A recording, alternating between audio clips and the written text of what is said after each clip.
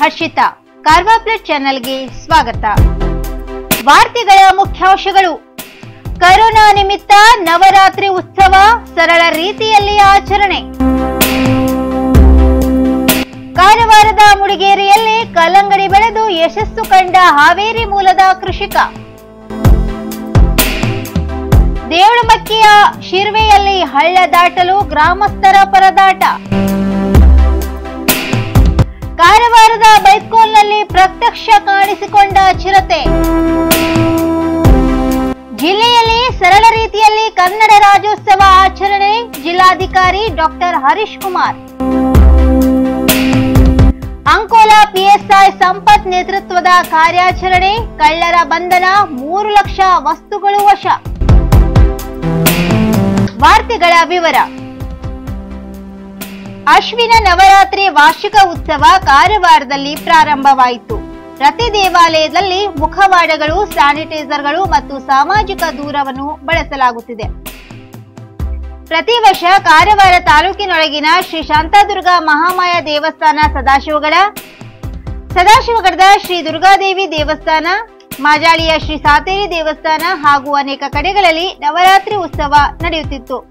ಆದರೆ ಈ ವರ್ಷ ಕರೋನಾ ಮಹಾಮಾರಿ ರೋಗದಿಂದಾಗಿ ದೇವಸ್ಥಾನಗಳಲ್ಲಿ ನಡೆಯುವ ಕೀರ್ತನೆ, ದಾಂಡಿಯಾ ನೃತ್ಯ, ಮಕ್ಕಳಿಗಾಗಿ ಸ್ಪರ್ಧೆ ಹೀಗೆ ಅನೇಕ ಚಟುವಟಿಕೆಗಳು ನಡೆಸಲಾಗುತ್ತಿಲ್ಲ. ಕರೋನಾ ಮಹಾಮಾರಿ ರೋಗದಲ್ಲಿಯೂ ಕೂಡ ದೇವರ ದರ್ಶನ ಪಡೆಯಲು ವಿಶೇಷ ವ್ಯವಸ್ಥೆಯನ್ನು ಮಾಡಲಾಗಿದೆ. ಸದಾಶಿವಗಢದ ಶ್ರೀ ದುರ್ಗಾದೇವಿ ದೇವಸ್ಥಾನದಲ್ಲಿ ಬರುವ ಭಕ್ತರಿಂದ ಬೆಳಿಗ್ಗೆ 9 ರಿಂದ ಸಂಜೆ 6 ರವರೆಗೆ ಭಕ್ತರಿಂದ ಉಡಿ, ಹಣ್ಣು, ಕಾಯಿಯ ಸೇವೆಯನ್ನು ಪಡೆಯಲಾಗುವುದು. ಸಾಮಾಜಿಕ ಅಂತರ ಕಾಯ್ದುಕೊಂಡು ನವರಾತ್ರಿ ಉತ್ಸವ ನಡೆಸಲಾಗುವುದು.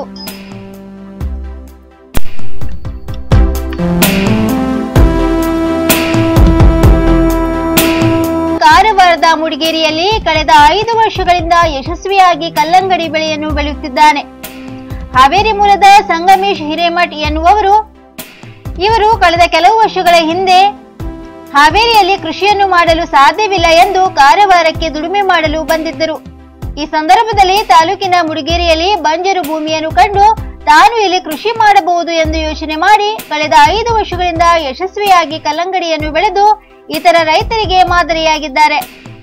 ಹಾವೇರಿಯಲ್ಲಿ ನೀರಿನ ಸಮಸ್ಯೆ ಇದ್ದಿದ್ದರಿಂದ ಕೃಷಿ ಮಾಡಲು ಸಾಧ್ಯವಿಲ್ಲ ಎಂದು ಕೂಲಿ ಕೆಲಸ ಮಾಡಲು ಕಾರವಾರದಲ್ಲಿ ಬಂದಿದ್ದರು. ಬಳಿಕ ಮುಡಿಗೇರಿಯಲ್ಲಿ ಬಂಜರು ಬಿದ್ದ 8 ಎಕರೆ ಜಮೀನನ್ನು ಲೀಸ್ಗೆ ಪಡೆದು ಆಧುನಿಕ ತಂತ್ರಜ್ಞಾನದ ಮೂಲಕ ಕಲ್ಲಂಗಡಿ ಬೆಳೆದರು. ಸಂಗಮೇಶ್ ಹಿರೇಮಠ್ ರವರು ಮುಡಿಗೇರಿಯಲ್ಲಿ ಬೆಳೆದ ಕಲ್ಲಂಗಡಿಯನ್ನು ಮುಂಬೈ, ಮಹಾರಾಷ್ಟ್ರ, ಬೆಂಗಳೂರು, ಗೋವಾ ಸೇರಿದಂತೆ ಹಾಗೂ ವಿವಿಧ ಕಡೆ ಮಾರಾಟ ಮಾಡುತ್ತಾರೆ. ಇದರಿಂದ ಅವರಿಗೆ ಉತ್ತಮ ಆದಾಯ ಬರುತ್ತಿದೆ. ಕಾರವಾರದ ಅನೇಕ ಕಡೆಗಳಲ್ಲಿ ಬಂಜರು ಭೂಮಿ ಬಿದ್ದಿದೆ.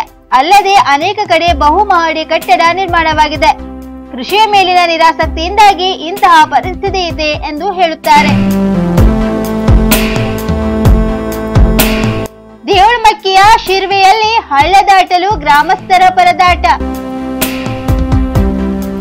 ತಾಲೂಕಿನ ದೇವಳಮಕ್ಕಿ ಗ್ರಾಮ ಪಂಚಾಯತಿ ವ್ಯಾಪ್ತಿಯ ಶಿರ್ವೆಯಲ್ಲಿ ನಾರಾಯಣ ದೇವರ ದರ್ಶನವನ್ನು ಪಡೆಯಲು ಗ್ರಾಮಸ್ಥರು ಭರ್ತಿಯಾಗಿ ಹರಿಯುವ ಹಳ್ಳವನ್ನು ನಡೆದುಕೊಂಡು ದಾಟಬೇಕಿದೆ. ಗ್ರಾಮ ಕೇಂದ್ರದಿಂದ 4 ಕಿಲೋಮೀಟರ್ ದೂರದಲ್ಲಿರುವ ಶಿರ್ವೆಯಲ್ಲಿ ಹಾಲಕ್ಕಿ ಒಕ್ಕಲಿಗರು, ಇತರ ಸಮಾಜದವರು ಸೇರಿದಂತೆ 150 ಮನೆಗಳಿವೆ. ಅಂದಾಜು 800 ಜನರಿದ್ದಾರೆ. ಈ ಗ್ರಾಮದವರಿಗೆ ನಾರಾಯಣ ದೇವ ಗ್ರಾಮ ದೇವರು. ಹಳ್ಳಕ್ಕೆ ಬಹಳ ಹಿಂದೆ ಕಿರು ಸೇತುವೆ ನಿರ್ಮಿಸಲಾಗಿದೆ. ಆದರೆ ಅದರಲ್ಲಿ ದ್ವಿಚಕ್ರ ವಾಹನದಲ್ಲೂ ಪ್ರಯಾಣಿಸಲು ಸಾಧ್ಯವಾಗುತ್ತಿಲ್ಲ.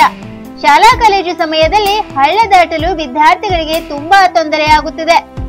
ಯಾರಿಗಾದರೂ ಅನಾರೋಗ್ಯವಾದರೆ ಹಳ್ಳ ದಾಟಿ ಬರಲು ತುಂಬಾ ಕಷ್ಟ ಪಡಬೇಕಾಗುತ್ತದೆ ಎಂದು ದೇವಳಮಕ್ಕಿಯ ಯುವ ಮುಖಂಡ ಪ್ರಜ್ವಲ್ ಬಾಬುರಾಯ್ ಶೇಟ್ ಬೇಸರ ವ್ಯಕ್ತಪಡಿಸಿದ್ದಾರೆ. ಭಾರೀ ಮಳೆಯಿಂದ ಶಿರ್ವೆಯ ಹಳ್ಳ ತುಂಬಿ ಹರಿಯುತ್ತಿದೆ. ಈಗ ಹಬ್ಬ ಹರಿದಿನಗಳು ಶುರುವಾಗುತ್ತಿದ್ದು ಹಳ್ಳ ದಾಟಿ ಹೋಗಿ ದೇವರ ದರ್ಶನವನ್ನು ಪಡೆಯಲು ಬಹಳ ತೊಂದರೆಯಾಗುತ್ತದೆ. ಹಿರಿಯರು ಹಾಗೂ ಮಹಿಳೆಯರ ಕೈ ಹಿಡಿದು ಹಳ್ಳ ದಾಟಿಸಬೇಕಾಗುತ್ತದೆ ಎಂದು ಗ್ರಾಮಸ್ಥರಾದ ಘನಶ್ಯಾಮಗೌಡ, ಸಂತೋಷಗುನ್ಗೆ, ಶ್ರೀಪಾದಗೌಡ, ರಾಮಗೌಡ, ತುಕ್ಕುಗೌಡ ಅಳಲು ತೋಡಿಕೊಂಡಿದ್ದಾರೆ.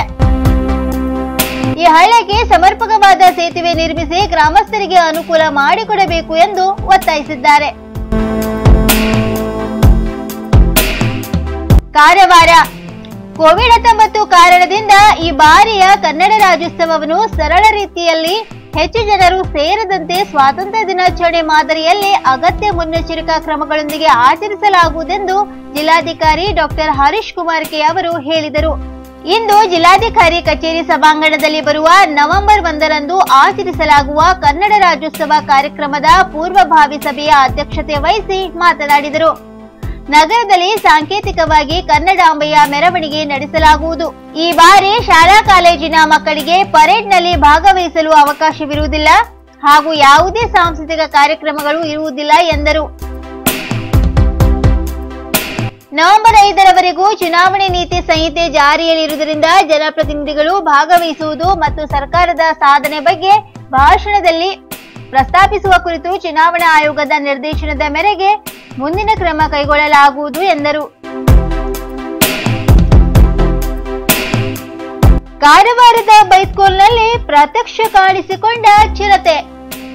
ಜನವಸತಿ ಪ್ರದೇಶಕ್ಕೆ ಬಂದ ಚಿರತೆಯು ತಾಯಿ ಮಡಿಲಲ್ಲಿ ಹಾಲು ಕುಡಿಯುತ್ತಾ ಮಲಗಿದ್ದ ನಾಯಿ ಮರಿಗಳನ್ನು ಹೊತ್ತೊಯ್ಯುವ ದೃಶ್ಯ ಸಿಸಿ ಕ್ಯಾಮೆರಾದಲ್ಲಿ ಸೆರೆಯಾಗಿದೆ. ಕಾರವಾರದ ಬೈಸ್ಕೋಲ್ ಇಂಡಿಯನ್ ಆಯಿಲ್ ಸ್ಟೋರೇಜ್ ಕಚೇರಿ ಬಳಿ ತಡರಾತ್ರಿ ನಾಯಿಯೊಂದು ತನ್ನ ಮರಿಗಳಿಗೆ ಹಾಲು ಉಣಿಸುತ್ತಾ ಮಲಗಿತ್ತು. ಈ ವೇಳೆ ಅಲ್ಲಿಗೆ ಕಳ್ಳೆ ಹೆಜ್ಜೆಯನ್ನಿಟ್ಟು ಬಂದ ಚಿರತೆಯು ಮರಿಗಳನ್ನು ಹೊತ್ತೊಯ್ದಿದೆ. ಚಿರತೆ ಪ್ರತ್ಯಕ್ಷದಿಂದ ಸ್ಥಳೀಯರು ಆತಂಕಗೊಂಡಿದ್ದಾರೆ.